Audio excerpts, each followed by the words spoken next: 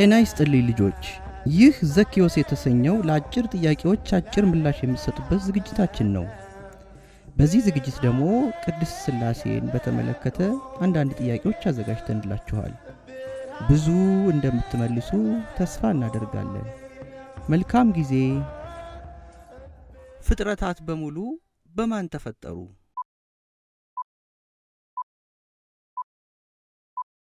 በቅድስት ሥላሴ ካላችሁ ልክ ናችሁ። ሥላሴ የሚለው ቃል የምን ቃል ነው? የግዕዝ። ቅድስት ሥላሴ ስንት ናቸው?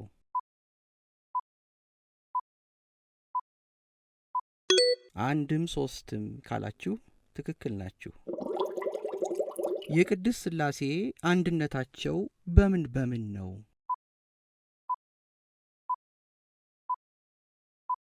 በአገዛዝ፣ በስልጣን፣ በመለኮት። የቅድስት ሥላሴ ሦስትነታቸውስ በምን በምን ነው? በስም፣ በአካል፣ በግብር ካላችሁ ትክክል ናችሁ። የእግዚአብሔር አብ ግብሩ ወይም ሥራው ምንድን ነው? መውለድ ካላችሁ ትክክል ናችሁ። የእግዚአብሔር ወልድ ግብሩስ ምንድን ነው? መወለድ ካላችሁ ልክ ናችሁ። አሁን ደግሞ የእግዚአብሔር መንፈስ ቅዱስ ግብሩ ምንድን ነው ብትባሉስ?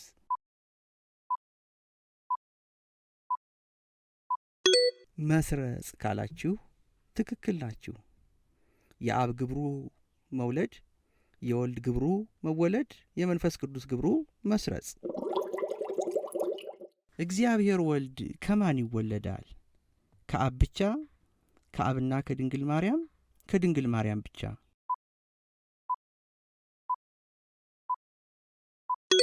ከአብና ከድንግል ማርያም ካላችሁ ልክ ናችሁ።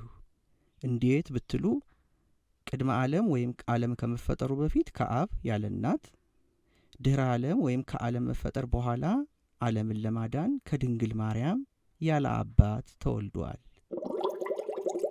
እግዚአብሔር መንፈስ ቅዱስ ከማን ይሰርጻል? ከአብ ካላችሁ ልክ ናችሁ።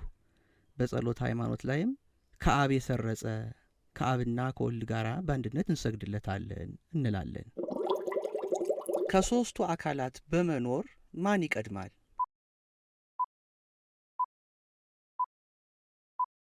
ሦስቱም መቀዳደም የለባቸውም ካላችሁ ትክክል መልሳችኋል። ለመሆኑ ሥላሴ ማለት ምን ማለት ነው?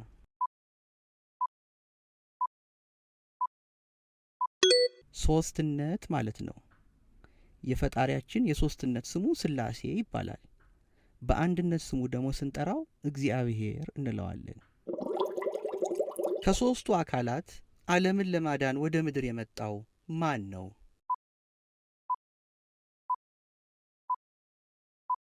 ወልድ ወይም ወልደ እግዚአብሔር ካላችሁ ትክክል ናችሁ።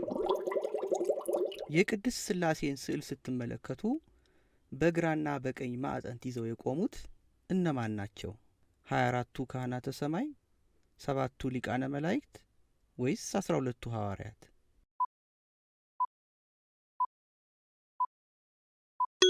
24ቱ ካህናተ ሰማይ አጠንተ መንበሩ የሥላሴ መንበር የሚያጥኑ ካላችሁ ልክ ናችሁ። የቅድስት ሥላሴን ስዕል ስትመለከቱ በአራቱ ማዕዘን የምትመለከቷቸው አራቱ እንስሶች ማን ማን ናቸው?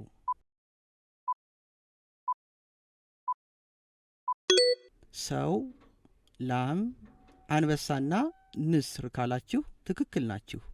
እነዚህ ኪሩብ ወይም ኪሩቤል ይባላሉ። የሥላሴን ዙፋን የሚሸከሙ ናቸው። ይህ ጥያቄ ምናልባት ከበድ ሊል ይችላል፣ ግን ሞክሩ እስቲ። ቅድስት ሥላሴ ለምን ቅድስት ይባላሉ?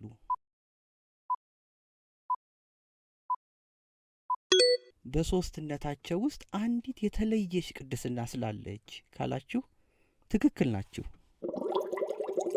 አሁን ደግሞ ቀላል ጥያቄ፣ ቅድስት ሥላሴ ዓለም ከመፈጠሩ በፊት ነበሩ? እውነት ወይስ ሐሰት? ወይስ መልሱ የለም?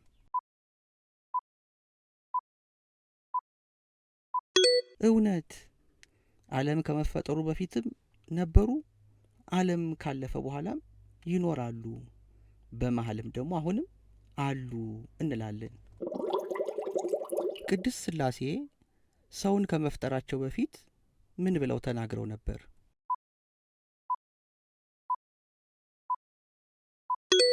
አዎ፣ ሰውን በመልካችንና እንደ ምሳሌያችን እንፍጠር። ቅድስት ሥላሴን ወይም እግዚአብሔርን በሙሉ ክብሩ የተመለከተ የለም። ነገር ግን በስዕል ላይ ትመለከታላችሁ።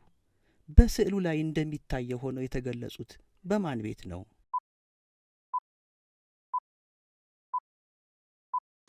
በአብርሃም ድንኳን ካላችሁ ትክክል ናችሁ።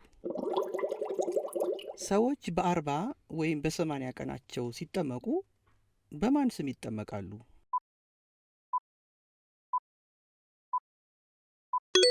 አዎ፣ ሰውን በመልካችንና እንደ ምሳሌያችን እንፍጠር። ልጆቻችን፣ የዛሬው ዘኪዎስ የተሰኘው የጥያቄና መልስ ዝግጅታችን ይህንን ይመስል ነበር። አብራችሁን ስለቆያችሁ በጣም ደስተኞች ነን። እናመሰግናችኋለን። ሌሎች የጥያቄና መልስ ዝግጅቶቻችንን እንደዚሁም በልጆቻችን ቻናል የሚተላለፉ ልዩ ልዩ የሕፃናትና የአዳጊዎች ዝግጅቶችን እንድትከታተሉ በአክብሮት እንጋብዛችኋለን። በዘኪዎስ ዝግጅታችን ለአጭር ጥያቄ አጭር መልስ በመስጠት መነሳሳትን እንድታገኙ እንጂ የተሟላ እውቀት የሚገኝባቸው አይደሉም። ስለዚህ ብዙ እንድታነቡ፣ ብዙ እንድትጠይቁ፣ ብዙ እንድትማሩ በእጅጉ እንጠይቃችኋለን። እናመሰግናለን። መልካም ጊዜ።